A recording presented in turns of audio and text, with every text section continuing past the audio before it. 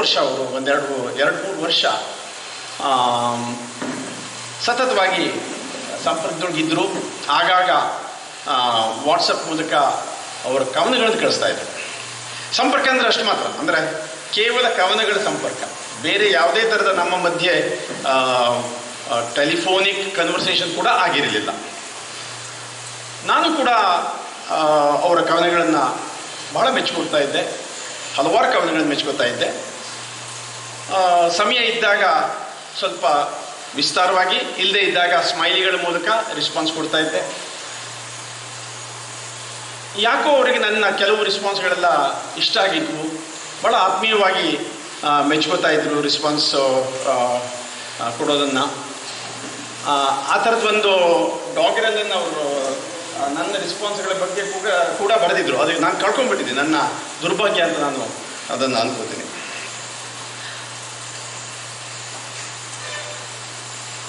ಆಗ ಯಾವಾಗಲೂ ನಾನು ಅಂದ್ಕೊಂಡಿರಲಿಲ್ಲ ಅವ್ರ ಕವನಗಳನ್ನು ನಾನು ಒಂದಿನ ಪುಸ್ತಕ ರೂಪದಲ್ಲಿ ತರುವಂಥ ಒಂದು ಕಾರ್ಯದಲ್ಲಿ ನನ್ನದು ಒಂದು ಸಣ್ಣ ಪಾತ್ರ ಇರುತ್ತೆ ಅಂತ.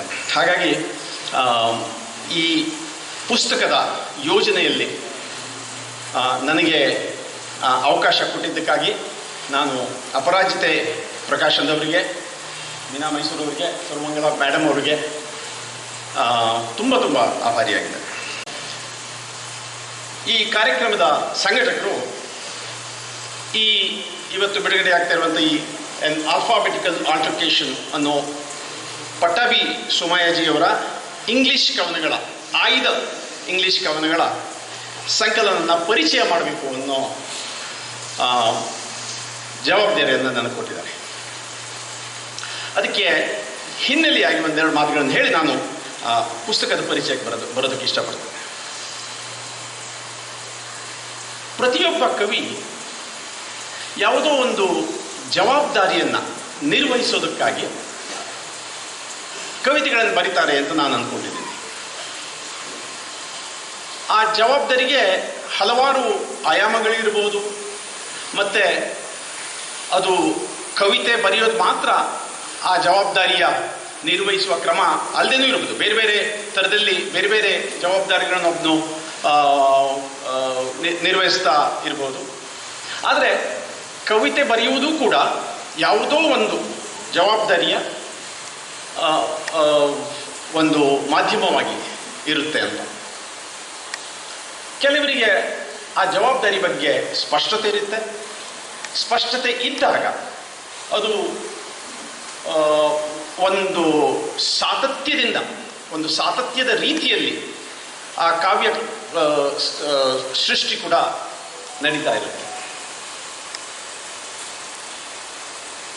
ಪಟ್ಟಾಭಿಯವರು ಅಂಥ ಒಂದು ಜವಾಬ್ದಾರಿ ತಮ್ಮ ಅನೇಕ ಆ ಜವಾಬ್ದಾರಿಯನ್ನು ಹಲವಾರು ರೀತಿಯಲ್ಲಿ ನಿರ್ವಹಿಸ್ತಾ ಇದ್ದರು. ಅದರೊಳಗೆ ಕವಿತೆ ಬರೆಯೋದು ಕೂಡ. ಹೆಚ್ಚಿನ ಇಂಗ್ಲೀಷ್ ಕವನಗಳನ್ನು ನಾನು ಓದಿದ್ದೀನಿ. ಕನ್ನಡದಲ್ಲಿ ಬಹಳಷ್ಟು ಬರೆದಿದ್ದಾರೆ ಅಂತ ಹೇಳಿ ಕೇಳಿದ್ದೀನಿ. ಅದು ಬಹಳಷ್ಟು ಕಡಿಮೆ ನನಗೆ ಓದಲಿಕ್ಕೆ ಸಿಕ್ಕಿದೆ. ಆದರೆ ಈ ಇಂಗ್ಲೀಷ್ ಕವನಗಳ ಆಧಾರದ ಮೇಲೆ ಹೇಳೋದಾದರೆ, ಪಟ್ಟಾಭಿಯವರು ಈ ಜವಾಬ್ದಾರಿಗೋಸ್ಕರ ಒಂದು ಸ್ಪಷ್ಟವಾದಂತಹ ದಾರಿ ಹುಡುಕೊಂಡ್ರು ಅನ್ನೋದು. ಅವರಿಗೆ ಬಹಳ ಸ್ಪಷ್ಟವಾದ ಕಲ್ಪನೆ ಇತ್ತು, ತಾವು ಯಾಕೆ ಈ ಕವಿತೆಗಳನ್ನು ಬರಿತಾ ಇದ್ದೀನಿ ಅಂತ ಅವ್ರಿಗೆ ಬಹಳ ಸ್ಪಷ್ಟವಾದಂಥ ಕಲ್ಪನೆ ಇತ್ತು. ಅವರ ಆದರ್ಶಮಯ ದೃಷ್ಟಿಕೋನದ ಬಗ್ಗೆ, ಜೀವನ ದೃಷ್ಟಿಯ ಬಗ್ಗೆ ಸರ್ವಮಂಗಳ ಮೇಡಮ್ ಈಗಾಗಲೇ ಮಾತಾಡಿದ್ದಾರೆ. ಆ ಆದರ್ಶಮಯ ದೃಷ್ಟಿಕೋನದಿಂದಾನೇ ಅವರು ಈ ಇಂಗ್ಲೀಷ್ ಕವನಗಳನ್ನು ಕೂಡ ಬರೆದಿದ್ದಾರೆ ಅನ್ನೋದು ಬಹಳ ಸುಸ್ಪಷ್ಟ. ಆದರೆ ಅದಕ್ಕೆ ಅವರು ಆಯ್ಕೆ ಮಾಡಿಕೊಂಡಂತಹ ಕಾವ್ಯ ಪ್ರಕಾರ ಇದೆಯಲ್ಲ, ಅದ್ರ ಬಗ್ಗೆ ಮೊದಲು ನಮೂದಿಸಿ ಮುಂದೆ ಹೋಗೋದಕ್ಕೆ ಇಷ್ಟಪಡ್ತೇವೆ. ನಾವು ಅದನ್ನು ವಿಡಂಬನಾತ್ಮಕ ಕಾವ್ಯ ಅಂತ ಹೇಳಿ ಕರಿತೀವಿ. ಇಂಗ್ಲೀಷಲ್ಲಿ ಇದಕ್ಕೆ ಡಾಗರಲ್ ಅಂತಾರೆ. ನಾನ್ಸೆನ್ಸ್ ವರ್ಸ್ ಅನ್ನೋ ಶಬ್ದ ಕೂಡ ಕೆಲವು ಸಲ ಬಳಸ್ತಾರೆ. ಆದರೆ ಸಾಮಾನ್ಯವಾಗಿ ಈ ಕಾವ್ಯ ಪ್ರಕಾರ ಇದೆಯಲ್ಲ, ಅದು ಒಂದು ಅದಕ್ಕೊಂದು ಬಹಳ ಗಂಭೀರವಾದಂತಹ ಕಾವ್ಯ ಪ್ರಕಾರ ಅಲ್ಲ. ಹೆಚ್ಚು ಹಾಸ್ಯಕ್ಕೆ ಹಗುರವಾದಂತಹ ಬರಹಗಳಿಗೆ ಸಾಮಾನ್ಯವಾಗಿ ಸೀಮಿತವಾಗಿರುತ್ತೆ. ಆದರೆ ಪಟ್ಟಾಭಿಯವರು ಈ ಡಾಗರೆಲ್ ಅನ್ನೋ ಕಾವ್ಯ ಪ್ರಕಾರವನ್ನು ಆಯ್ದುಕೊಂಡಿದ್ದಾರೆ. ಅದು ಬಹುಶಃ ಈ ಅವರು ಇಲ್ಲಿ ಈ ಸಂಕಲನದೊಳಗೆ ಸೇರಿರುವಂತಹ ಬಹಳಷ್ಟು ಕವನಗಳು ಈ ಕಳೆದ ಒಂದು 10 ವರ್ಷಗಳ ಕಾಲದಲ್ಲಿ ಬರೆದಿರ್ಬೋದು. ಒಂದು 10 ವರ್ಷಗಳಿಂದ ಕಡಿಮೆ ಪೀರಿಯಡ್ನಲ್ಲಿ ಬರೆದಿರುವಂತಹ ಕವನಗಳು. ಈ ಸಮಯದಲ್ಲಿ, ಈ ಕಾಲಖಂಡದಲ್ಲಿ ನಾವಿರುವಂತಹ ಒಂದು ಸನ್ನಿವೇಶ ಬಹುಶಃ ಈ ಥರದ ಕವನಗಳನ್ನು ಡಿಮಾಂಡ್ ಮಾಡ್ತು ಅಂತ ನನಗನ್ಸುತ್ತೆ. ಮತ್ತು ಈ ಕಾಲಖಂಡಕ್ಕೆ ನಾವು ಪ್ರತಿಕ್ರಿಯಿಸೋದಕ್ಕೆ ಹೇಗೆ ಸಾಧ್ಯ, ಯಾವ ರೀತಿಯಲ್ಲಿ ಪ್ರತಿಕ್ರಿಯಿಸಬೇಕು? ಬಹಳಷ್ಟು ಕವಿಗಳು ಬೇರೆ ಬೇರೆ ರೀತಿಯಲ್ಲಿ ತಮ್ಮ ಕಾವ್ಯದಲ್ಲಿ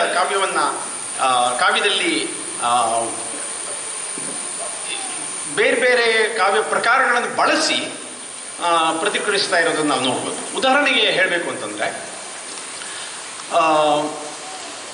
ಮರಾಠಿಯ ಹೇಮಂತ್ ದಿವಿಟೆ ಅನ್ನೋ ಕವಿಯವರು, ಸಂಜೀವ್ ಖಾಂಡೇಕರ್ ಅನ್ನೋ ಕವಿ, ಅಸ್ಸಾಮಿನ ನೀಲಿಮ್ ಕುಮಾರ್ ಅನ್ನೋ ಕವಿ, ಇವರೆಲ್ಲ ಒಂಥರದ ಒಂದು ಅತ್ಯಂತ ಕಾಲ್ಪನಿಕವಾದಂತಹ ಕಾವ್ಯ ಬರೆಯುವ ಮೂಲಕ ನಾವು ಈಗಿರುವ ಪರಿಸ್ಥಿತಿಯ ಬಗ್ಗೆ ಕಾವ್ಯ ಬರೀತಾ ಇದ್ದಾರೆ. ಅದೇ ರೀತಿಯಲ್ಲಿ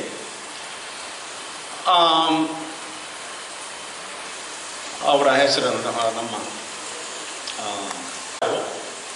ಹಾಗೆ ಗುಜರಾತಿ ಕವಿ ಇಂಗ್ಲೀಷ್ನಲ್ಲಿ ಬರೀತಾರೆ ಅವರು, ಗೌತಮ್ ವೇಗ್ದಾ ಅವರು. ಇವರೆಲ್ಲ ಅತ್ಯಂತ ವಾಸ್ತವಿಕವಾದಂತಹ ರೀತಿಯಲ್ಲಿ ಬರೀತಾರೆ. ಹೀಗೆ ಬೇರೆ ಬೇರೆ ಕವಿಗಳು ಇದೇ ಕಾಲಖಂಡದಲ್ಲಿ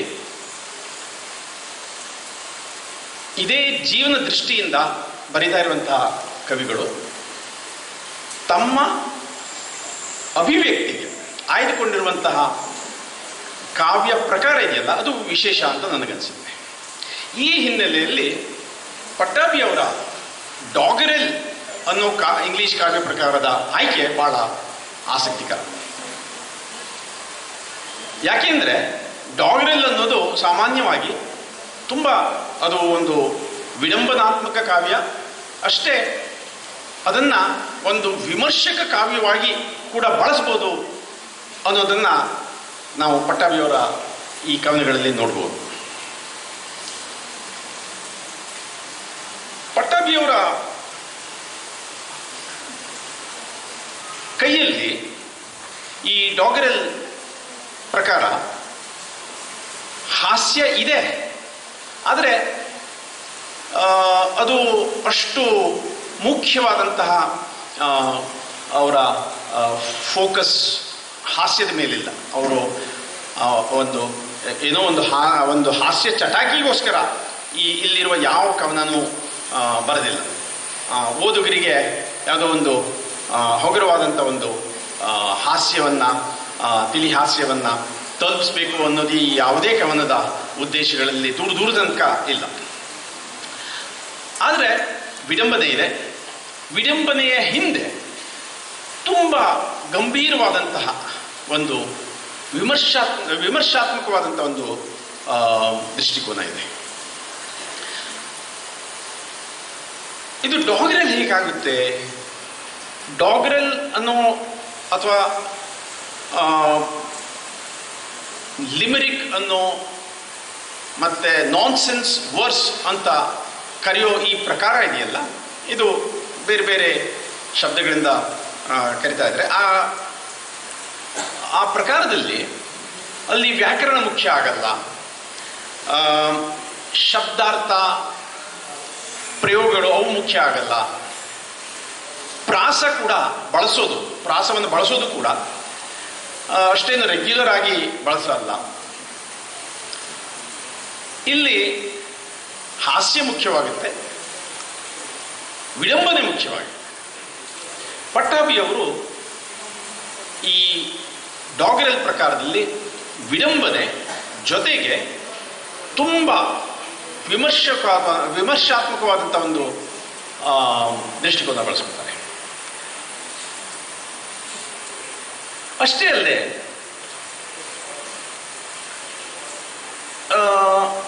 ಅವರ ಈ ಇಂಗ್ಲಿಷ್ ಕವನಗಳಲ್ಲಿ ಕೆಲವರಿಗೆ ಸ್ವಲ್ಪ ಇರುಸು ಮುರುಸು ಆಗ್ಬೋದು ಓದ್ತಾ. ಯಾಕೆಂದರೆ ಇದು ಶುದ್ಧ ಕಾವ್ಯದ ಉದಾಹರಣೆಯಾಗಿ ನಮಗೆ ಸಿಗಲ್ಲ.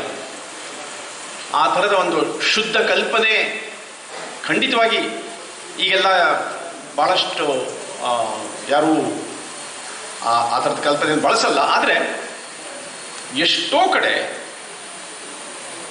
ಪಟ್ಟಾಭಿಯವರು ವ್ಯಾಕರಣದ ಜೊತೆಯಾಗಲಿ ಶಬ್ದಗಳ ಜೊತೆಯಾಗಲಿ ತುಂಬ ಫ್ರೀಡಮ್ ತಗೋತಾರೆ.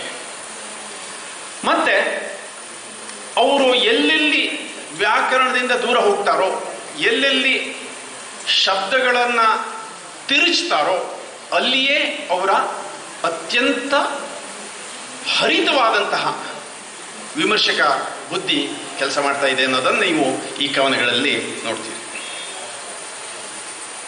ಇದಕ್ಕೆ ಮುನ್ನುಡಿ ಬರೀತಾ ಒಂಥರ ಇಂಟ್ರೊಡಕ್ಷನ್ ಬರೀತಾ ನಾನು ಲೈಟ್ ಆ್ಯಂಡ್ ಲೈಟ್ನಿಂಗ್ ಅಂತ ಹೇಳಿ ಕರೆದಿದ್ದೀನಿ ಇಲ್ಲಿರುವ ಕವನಗಳನ್ನು.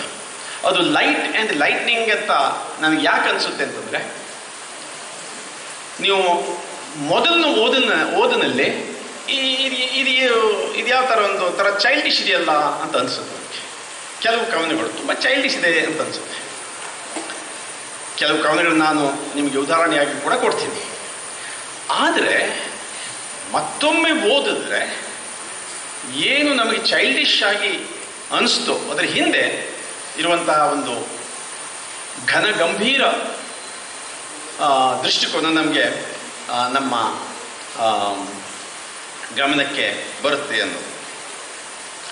ಈ ಸಂಕಲನದಲ್ಲಿ ಇರುವಂತಹ ಅವರ ಕವನಗಳ ಮುಖ್ಯ ಲಕ್ಷಣಗಳ ಬಗ್ಗೆ ನಾನು ಸ್ವಲ್ಪ ಹೇಳಿ ನನ್ನ ಮಾತನ್ನು ಮುಗಿಸೋದಕ್ಕೆ ಇಷ್ಟಪಡ್ತೇನೆ. ಈ ಸಂಕಲನಗಳಲ್ಲಿ ಇರೋ ಕವನಗಳು ಒಂದು ಗುಣ ಅಂತಂದರೆ ಅದರಲ್ಲಿರುವಂಥ ಒಂದು ಸರ್ವಾಂಗೀಣ ವಿಮರ್ಶೆ ಅಂತ ನಾನು ಹೇಳೋದಕ್ಕೆ ಇಷ್ಟಪಡ್ತೀನಿ. ಅವರದ್ದು ಕೇವಲ ರಾಜಕೀಯ ಪ್ರಜ್ಞೆಯ ಕವನಗಳಲ್ಲ, ಅಥವಾ ರಾಜಕೀಯ ವಿಮರ್ಶೆಯ ಕವನಗಳು ಮಾತ್ರ ಅಲ್ಲ. ಇದ್ದಾವೆ ಬಹಳಷ್ಟು ಕವನಗಳು ಪ್ರಸ್ತುತ ರಾಜಕೀಯ ಪರಿಸ್ಥಿತಿಯನ್ನು ಹಿನ್ನೆಲೆಯಾಗಿಟ್ಟುಕೊಂಡಂಥ ಕವನಗಳನ್ನೇ ಆಗಿವೆ. ಆದರೆ ಅದಕ್ಕೂ ಮುಂದೆ ಹೋಗಿ ಒಂದು ಸರ್ವಾಂಗೀಣ ವಿಮರ್ಶಾತ್ಮಕತೆ ಈ ಕವನಗಳು ನಮಗೆ ಕಾಣುತ್ತೆ ಅನ್ನೋದು. ಅದು ನಮ್ಮ ಸಾಮಾಜಿಕ ಜೀವನದ ಕುರಿತಾಗಿರ್ಬೋದು, ರಾಜಕೀಯದ ಕುರಿತಾಗಿರ್ಬೋದು, ನಮ್ಮ ಸಾಂಸ್ಕೃತಿಕ ಜೀವನದ, ನಮ್ಮ ದೈನಂದಿನ ಎಲ್ಲರ, ಅದು ಬರೀ ರಾಜಕಾರಣಿಗಳದ್ದು ಅಂತಲ್ಲ, ಒಟ್ಟಾರೆ ಸಮಾಜವಾಗಿ ನಾವು ಬದುಕ್ತಾ ಇರುವಂಥ ರೀತಿ ಬಗ್ಗೆ ಒಂದು ತುಂಬ ಹರಿತವಾದಂತಹ ನೋಟ ಇಲ್ಲಿಯ ಕವನಗಳಲ್ಲಿ ಇದ್ದಾವೆ. ಎರಡನೇದಾಗಿ ಇಲ್ಲಿ ಈ ಸಂಕಲನದೊಳಗೆ ಸೇರಿರುವಂಥವರ ಕವನಗಳನ್ನು ನಾವು ಓದಿದ್ರೆ ಇಂಗ್ಲಿಷಿನ ಬ್ಲೇಕ್, ಕೀಟ್ಸ್ ಮತ್ತು W.B. ಯೇಟ್ಸ್ ಇವರು ಪಟ್ಟಾಭಿಯವರ ಬಹಳ ಫೇವ್ರಿಟ್ ಕವಿಗಳು ಅಂತ ನಮಗನ್ಸುತ್ತೆ. ಅಷ್ಟು ಈ ಮೂರು ಕವಿಗಳನ್ನು ಅವರು ಮತ್ತೆ ಮತ್ತೆ ಉಲ್ಲೇಖಿಸ್ತಾರೆ ತಮ್ಮ ಕವನಗಳಲ್ಲಿ. ಆದರೆ ಒಬ್ಬ ಕವಿಯನ್ನು ಅವರು ಅಷ್ಟಾಗಿ ಉಲ್ಲೇಖಿಸಿಲ್ಲ. ಮತ್ತು ಆ ಕವಿಯ ಕಾವ್ಯವನ್ನು ಕೂಡ ಉಲ್ಲೇಖಿಸಿಲ್ಲ. ಈ ಬ್ಲೇಕ್ ಅನ್ನ ಅವರು ಹೆಸರು ಹಿಡಿದು ಉಲ್ಲೇಖಿಸ್ತಾರೆ, ಮತ್ತು ಬ್ಲೇಕ್ ಅವರ ಕವನಗಳ ಸಾಲುಗಳು ಕೂಡ ಅಲ್ಲಿ ನಮಗೆ ಗೋಚರಿಸ್ತವೆ. ಮತ್ತೊಬ್ಬ ಕವಿ ಯಾರು ಅಂತಂದರೆ ಜಾನ್ ಡನ್. ಜಾನ್ ಡನ್ ಅವರ ಕಾವ್ಯದ ಒಂದು ಬಹಳ ವಿಶಿಷ್ಟ, ನಿಮಗೆಲ್ಲ ಗೊತ್ತಿರುತ್ತೆ, ಅದು ವಿಶಿಷ್ಟ ಗುಣ ಇದೆ. ಅದೇನು ಅಂತಂದರೆ ಅದನ್ನು ನಾವು ಕನ್ನಡದಲ್ಲಿ ಬಹುಶಃ ಚಮತ್ಕಾರ ಅಂತ ಹೇಳ್ಬೋದು. ವಿಟ್ ಅಂತ ಹೇಳಿ ಅದಕ್ಕೆ ಸಾಮಾನ್ಯವಾಗಿ ಇಂಗ್ಲೀಷ್ ವಿಮರ್ಶೆಯಲ್ಲಿ ಕರೆದಿದ್ದಾರೆ. ಜಾನ್ ಡನ್ ಅವರ ಒಂದು ಚಮತ್ಕಾರಿ ತರವಾದಂತಹ ಕವನ ಕಟ್ಟುವ ಶೈಲಿ, ಅದನ್ನು ನಾವು ಪಟ್ಟಾಭಿಯ ಕವನಗಳಲ್ಲಿ ಕಾಣ್ತೀವಿ ಅಂತ ನನಗನ್ಸುತ್ತೆ. ಆ ಚಮತ್ಕಾರ ಏನಿದೆ, ಆ ಜಾಣ್ಮೆ ಏನಿದೆ, ಅದು ಯಾವ್ಯಾವ ಸ್ತರದೊಳಗಿದೆ. ಶಬ್ದಗಳ ಸ್ತರದಲ್ಲಿದೆ. ಅವರು ಬಹಳ ಇಂಟ್ರೆಸ್ಟಿಂಗ್ ಶಬ್ದಗಳನ್ನು ಬಳಸ್ತಾರೆ. ನಾನು ಒಂದು ಉದಾಹರಣೆ ಕೊಟ್ಟು ಮುಂದುವರಿತೀನಿ. ಈಗ ವೋಂಟ್ ರಿವರ್ಸ್, ಮೊದಲನೇದು ರಿವರ್ಸ್ ನದಿ, ಎರಡನೇದು ರಿವರ್ಸ್ ಹಿಂದಕ್ಕೆ ಹೋಗೋದು. ಈ ಥರ ಆದರೆ ನಮಗೆ ಇದು ಮೊದಲು ಒಂದ್ಸಲ ಓದಿದ್ರೆ ಇದೊಂದು ಸಣ್ಣ 4-5 ಸಾಲಿನ ಒಂದು ಸಣ್ಣ ಕವನ. Don't bank on banks, plunge, rivers won't reverse, see the 7 seas, they have patience and poisons and potions merge and oceans emerge ಅಂತ ಒಂದು ಸಣ್ಣ ಕವನ. ನೋಡಿ ಹೇಗೆ ಅವರು ವರ್ಡ್ ಪ್ಲೇ ನಲ್ಲಿ ಅವ್ರಿಗೆ ಬಹಳ ಆಸಕ್ತಿ ಇತ್ತು. ಈ ಎಲ್ಲ ಕವನಗಳಲ್ಲಿ ತುಂಬ ವರ್ಡ್ ಪ್ಲೇ ಕಾಣ್ತೀವಿ ನಾವು. ಆದರೆ ಮತ್ತೊಮ್ಮೆ ಓದ್ತಾ ಅನ್ಸುತ್ತೆ ಇಲ್ಲಿ ವರ್ಡ್ ಪ್ಲೇ ಮಾತ್ರ ಇಲ್ಲ, ಮತ್ತೇನೋ ಒಂದು ಫಿಲಸಾಫಿಕಲ್ ಐಡಿಯಾ ಕೂಡ ಈ ಕವನದ ಹಿಂದೆ ಇದೆ ಅಂತ ನಿಮಗೆಲ್ಲ ಬಹುಶಃ ನೆನಪಿರ್ಬೋದು. ಹಿರಾಕ್ಲಿಟಸ್ ಅನ್ನೋ ಗ್ರೀಕ್ ಫಿಲಾಸಫರ್, ಅವರ ಹೆಸರಿನಲ್ಲಿ ಈ ಒಂದು ಸಾಲು ಬಹಳ ಫೇಮಸ್ಸು. ಏನು ಅಂತಂದರೆ, no man ever steps in the same river twice. ಕೆಲವರು ಹೇಳ್ತಾರೆ no man swims in the same river twice ಅಂತ. ಅಂದರೆ ಕಾಲದ ಬಗ್ಗೆ ಇದ್ದಂಥದ್ದು, ಸಮಯದ ಬಗ್ಗೆ ಇರುವಂಥ ಒಂದು ದೃಷ್ಟಿಕೋನ ಅದು ಈ ರಿವರ್ಸ್ ವೋಂಟ್ ರಿವರ್ಸ್ ಅನ್ನೋ ಸಾಲಿನಲ್ಲಿ ಕೂಡ ಇದೆ ಅಂತ ನನಗೆ ಅನಿಸುತ್ತೆ. ಈ ಥರ ಬಹಳಷ್ಟು ಅವರು ಅಷ್ಟೇ ಅಲ್ಲ, ಇನ್ನೊಂದು ಕವನದಲ್ಲಿ ಈ ವರ್ಡ್ ಇನ್ವೆನ್ಷನ್ ಏನಿದೆ ಅದು ವರ್ಡ್ ಇನ್ವೆನ್ಷನ್ ಕೂಡ ಹೌದು, ಹಾಗೆ ಶಬ್ದದ ಜಾಣ್ಮೆ ಕೂಡ ಹೌದು. ಈ ಚಮದ 4 ಸ್ಟಾನ್ಸಾದೊಳಗಿರುವಂಥ ಕವನ ಅದರೊಳಗೆ ಒಂದು ಸ್ಟಾನ್ಸ ಹೀಗೆ ಹೋಗುತ್ತೆ. These pigs who drink to dregs, pegs by pegs can't tire, universalities of silence. ಈ ಸಾಲು ನೋಡಿ, ಯುನಿವರ್ಸಾಲಿಟೀಸ್. ಏನೋ ಸ್ಪೆಲ್ಲಿಂಗ್ನೊಳಗೆ ತಪ್ಪು ಮಾಡಿದಾರಾ ಅಂತ ಮೊದಲನೇ ಸಲ ಹಂಗನ್ಸ್ಬಿಡುತ್ತೆ. ಸ್ಪೆಲ್ಲಿಂಗ್ ತಪ್ಪು ಮಾಡಿರ್ಬೋದು, ಯಾಕೆಂದರೆ ಅವರು ಬಹುಶಃ ಯೂನಿವರ್ಸಾಲಿಟಿ ಅಂತ ಹೇಳೋದಕ್ಕೆ ಇಷ್ಟಪಡ್ತಿದ್ದಾರೆ. ಆದರೆ ಅವರು ಯೂನಿವರ್ಸಾಲಿಟಿ ಅನ್ನೋದನ್ನು ಯೂನಿಲಿವರ್ ಸ್ಯಾಲಿಟಿ, ಅಂದರೆ ಯೂನಿಲಿವರ್ ಅನ್ನೋ ಕಂಪನಿ ಇದೆಯಲ್ಲ ಅದನ್ನು ನಮಗೆ ನೆನಪಿಸೋದಕ್ಕೆ ಅವರು ಯೂನಿವರ್ಸಾಲಿಟಿ ಅನ್ಸತ್ತೆ. ಅಂದರೆ ಜಾಗತೀಕರಣ, ಕಾರ್ಪೊರೇಟೀಕರಣಗಳನ್ನು ಒಂದು ಶಬ್ದವನ್ನು ಛೇದಿಸಿ ತಿರುಚಿ ಬರೆಯೋದ್ರ ಮೂಲಕ ನಮಗೆ ಜ್ಞಾಪಿಸ್ತಾ ಇರ್ತಾರೆ. ಈ ಥರದ ಜಾಣ್ಮೆಗಳ ಬಗ್ಗೆ ನಾನು ಹೇಳ್ತಾ ಇರೋದು. ಶಬ್ದ ಜಾಣ್ಮೆ ಈ ಸಂಕಲನದ ಬಹಳಷ್ಟು ಕವನಗಳಲ್ಲಿ ನಾವು ನೋಡ್ತೀವಿ. ಹಾಗೆಯೇ ನಾವು ಶಬ್ದ ನಾದವನ್ನು ಕೂಡ, ಅಂದರೆ ಕೆಲವು ಕವನಗಳು ಶಬ್ದಗಳ ನಾದ ಅದರ ಮೇಲೇ ಅವರದ್ದು ಪೂರಾ ಆಟ. ಆ ಥರದ್ದು ಒಂದು ಸಣ್ಣ ಕವನವನ್ನು ನಿಮಗೆ ಓದಿ ತೋರಿಸೋದಕ್ಕೆ ಇಷ್ಟಪಡ್ತೀನಿ. Men are men like stones in the kidney are busy like idli and chutney. ಯಾಕೆ ಹೀಗೆ ಬರೆದಿದ್ದಾರೆ ಅಂತ ನಾವು ಬಹಳ ತಲೆ ಕೆರ್ಕೊಳ್ಬೇಕಾಗುತ್ತೆ. ಆದರೆ ದೊಡ್ಡದಾಗಿ ಹೋದ್ರೆ ಕೆಲವೇ ಹೇಗೆ ಅವರು ಒಂದು ಶಬ್ದದ ನಾದದ ಜೊತೆ ಇಲ್ಲಿ ಆಡ್ತಾ ಇದ್ದಾರೆ ಅನ್ನೋದು ಕೂಡ ನಮ್ಮ ಗಮನಕ್ಕೆ ಬರುತ್ತೆ. ಹಾಗೆ ಅರ್ಥದ ಜೊತೆ ಕೂಡ ಅವರು ಈ ಥರದ ಹಲವಾರು ಆಟ ಆಡೋದನ್ನು ನಾವು ನೋಡ್ಬೋದು.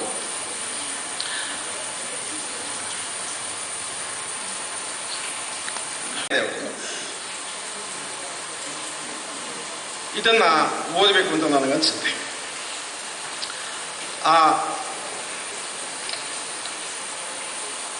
ಈ ಕವನದಲ್ಲಿ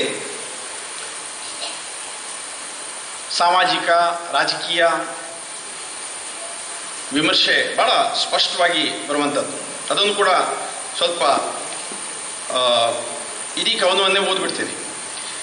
when the lone lion roars and it sounds like 20 odd crores, bhakta jana after bhajana sleeps and snores, some empty arnab stores, pip, peck, float, bloat, lies, but lies shop no malls. The fly is lying on stocks and stones. Yeah, a good walk and senseless talk can bring back 5,000 years of deaf ears. The louder you bang, the greater you powder. Nation or notion, tinsel, said the utensil. Whims swim, dreams crush, tracks annihilate. Defecate on beds, find fault with tracks. What is in a name? Defecate or pontificate. Deaths don't kill. The shame, name, coalesce sick lives.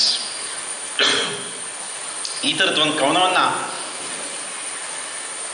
ಗಂಭೀರವಾಗಿ ಓದೋದಕ್ಕೆ ನಮಗೆ ಎರಡನೇ ಸಲ ಓದಬೇಕಾಗುತ್ತೆ.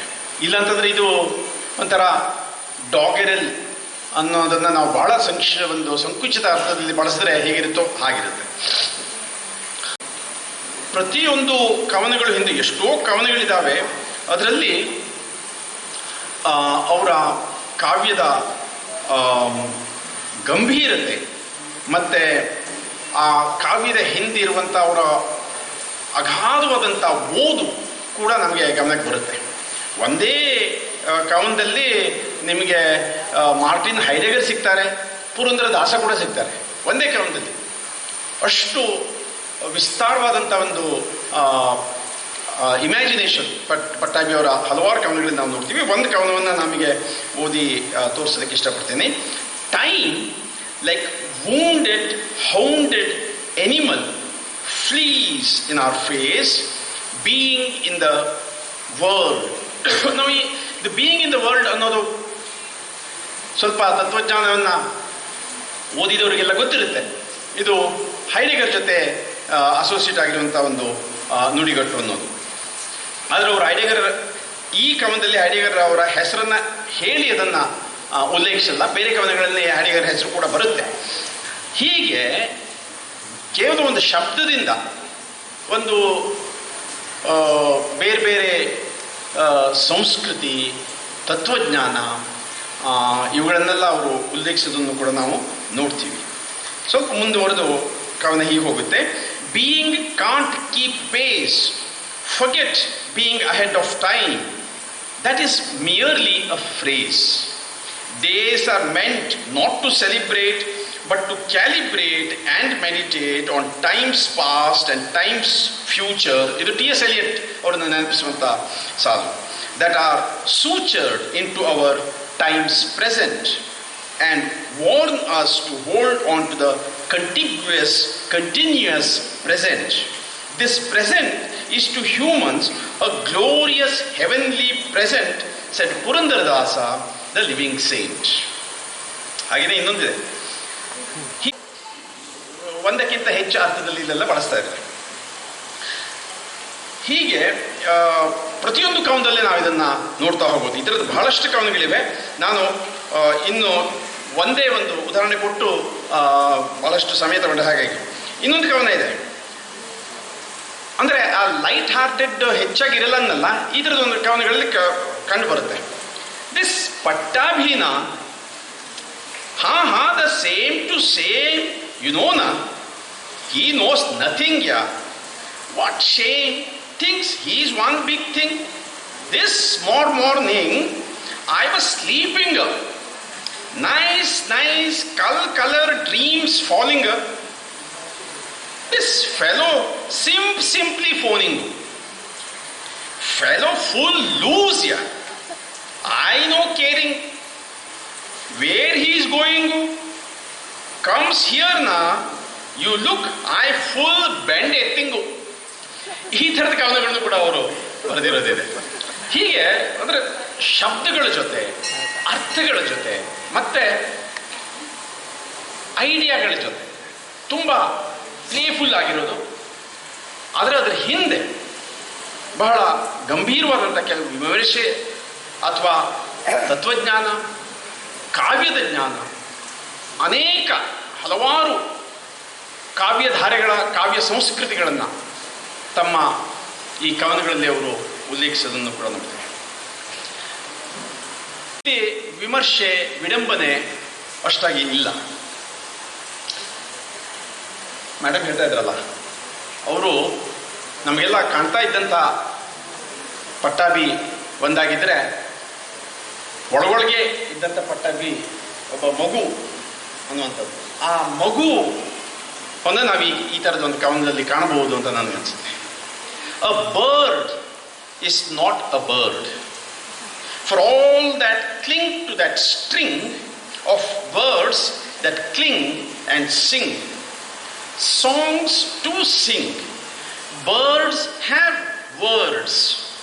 For melodies unsung, chirps twitter, coo, caw, twitter.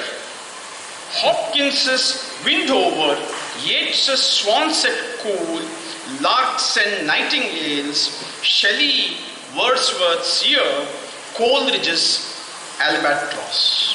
ಈ ಥರ ಇಂಗ್ಲೀಷಿನ, ಯುರೋಪಿನ ಕವನಗಳ ಉಲ್ಲೇಖಗಳು ಬಹಳಷ್ಟು ಕವನಗಳಲ್ಲಿ ಬರ್ತವೆ. ಕೊನೆಯ ಸ್ಟ್ಯಾನ್ಸ ನೋಡಿ, if I C a sparrow at my window, if I see a sparrow at my window, I will take part in its existence and peck about the gravel. If I see a sparrow at my window, I will take part in its existence and peck about the gravel. ನನಗನ್ಸುತ್ತೆ ಈ ಸ್ಟಾನ್ಸಾದಲ್ಲಿ ನಾವು ಪಟ್ಟಾಭಿಯವರನ್ನು ಕಾಣ್ತೀವಿ ಅಂತ. ಇಷ್ಟು ಮಾತುಗಳನ್ನು ಹೇಳಿ ಪಟ್ಟಾಭಿಯವರ ಈ ಅಪರೂಪದ ಕವನಗಳ ಸಂಕಲನ ಎನ್ ಆಲ್ಫಾಬೆಟಿಕಲ್ ಆಲ್ಟರ್ಕೇಷನ್ ನಮಗೆ ಪಟ್ಟಾಭಿಯವರ ಒಂದು ಮುಖವನ್ನು ದರ್ಶಿಸುತ್ತೆ ಅನ್ನೋದಕ್ಕೆ ನಾನು ಇಷ್ಟಪಡ್ತೀನಿ. ಈ ಥರನೇ ಅವರು ಕನ್ನಡದಲ್ಲೂ ಬರೆದಿದ್ದಾರೆ, ಬಹುಶಃ ಇದಕ್ಕಿಂತ ಹೆಚ್ಚು ಬರೆದಿದ್ದಾರೆ. ಆ ಕವನಗಳು ಕೂಡ ನಾನು ಕೇಳಿರೋ ಹಾಗೆ 600ಕ್ಕೂ ಹೆಚ್ಚು ಕನ್ನಡ ಕವನಗಳಿವೆ. ಆ ಕವನಗಳು ಕೂಡ ಬೇಗ ಪ್ರಕಟಣೆ ಹೊಂದಲಿ ಮತ್ತು ಕನ್ನಡ ಓದುಗರಿಗೆ ಸಿಗಲಿ ಅಂತ ಆಶಿಸ್ತಾ, ಈ ಪುಸ್ತಕವನ್ನು ಈ ಪುಸ್ತಕದ ಸಂಪಾದನೆಯ ಹೊಣೆಗಾರಿಕೆ ನನಗೆ ಕೊಟ್ಟು ಪಟ್ಟಾಭಿ ಅವರ ಕವನಗಳ ಜೊತೆ ಬಹಳ ಇಂಟಿಮೇಟ್ ಆಗಿ ಅನುಸಂಧಾನ ಮಾಡೋದಕ್ಕೆ ನನಗೆ ಅವಕಾಶ ಕೊಟ್ಟಂಥ ಮೀನಾ ಮೇಡಮ್ ಅವ್ರಿಗೆ, ಮತ್ತು ಇವತ್ತು ಈ ಕಾರ್ಯಕ್ರಮಕ್ಕೆ ಇಷ್ಟು ಜೋರಾಗಿ ಮಳೆ ಬರ್ತಾ ಇದೆ, ನೀವೆಲ್ಲ ಬಂದಿದ್ದೀರಿ. ಪಟ್ಟಾಭಿಯವರ ಬಗ್ಗೆ ವಿಶ್ವಾಸದಿಂದ, ಆಧಾರದಿಂದ ನಿಮಗೂ ಎಲ್ಲ ನನ್ನ ವಂದನೆಗಳನ್ನು ಹೇಳ್ತಾ ನಾನು ನನ್ನ ಮಾತನ್ನು ಮುಗಿಸ್ತೇನೆ. ಧನ್ಯವಾದಗಳು.